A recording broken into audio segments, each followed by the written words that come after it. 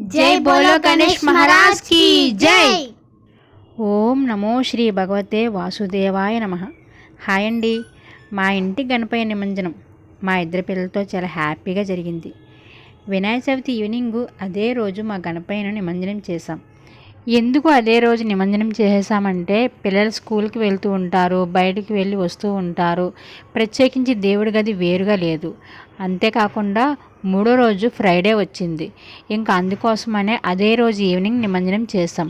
అయితే ఈ నిమజ్జనం కార్యక్రమం మా ఇంటి ఎదురుగా చిన్న ఖాళీ ప్లేస్ ఉంది. అక్కడ టబ్లో వాటర్ పోసి దానిలో నా దగ్గర ఎప్పుడు కూడా గోదావరి వాటర్ ఉంటుంది. కొంచెం వాటర్ ఆ టబ్లో కలిపాను.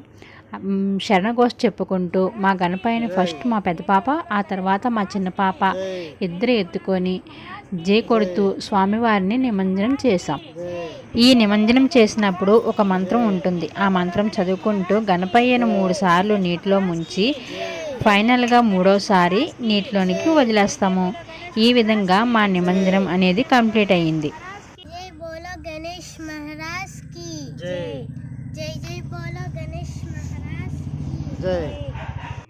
ఆ నెక్స్ట్ డే గణపయ్య ప్రతిమ నీటిలో ఫుల్గా కరిగిపోయింది.